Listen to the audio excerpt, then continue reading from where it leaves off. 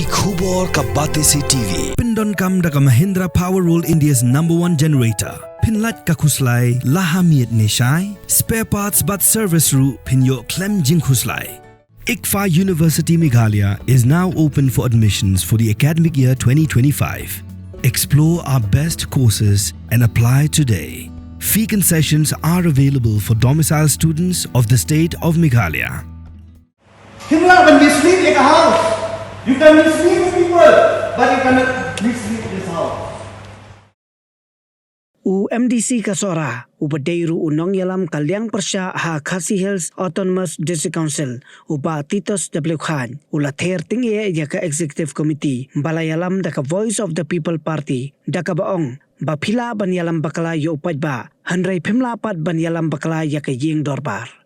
Kanay ka jingkran uba titos, kaday halor ka jingsngo jong kalyang persya, baka mangtingka baka isi kawanra kaday kabambyang. Kita kemana? Mentang warna itu berjet. Berjet ke sini ke abisan atau dia. Kumno mentang memang apa? Kita. Bisa kita. Kita kemana apa? Sudah mau kita kemana apa?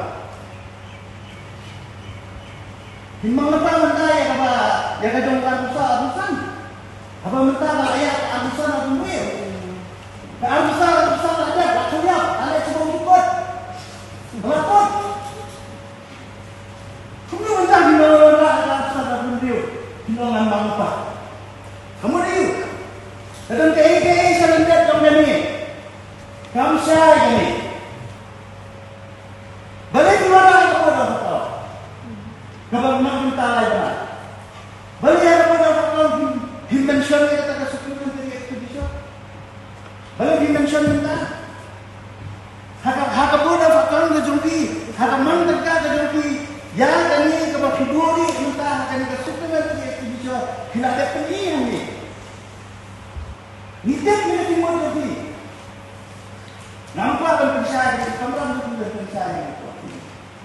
Kaya mat kapag alandat ka ganyan, mag-iwag rat ay kung gusto ko ng expedition. Kapag siklor, pagkukralak, pagkabakat kralak, nakapunta ka siklor iyo. Hynrei, when we sleep in a house, you can mislead people, but you cannot mislead this house. Hynrei, when Ïalam Bakla ya kani Ïing. Kani kejingga kapag lipat juga, ano siya? Nalalalay them. Sound them. Mentah dipandangin ke, kebajikan you pun kena mengenai mangpa. From the hills of the east, a new voice rises. Hello Meghalaya, our state's first ever OTT platform streaming stories, music and dreams.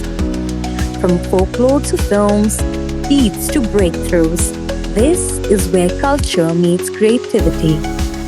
Discover award-winning talents, breakthrough creators, and untold stories that deserves to be seen. From soulful podcasts to live streams and dreamers. This is your stage, your spotlight. Hello Meghalaya. Your story starts here.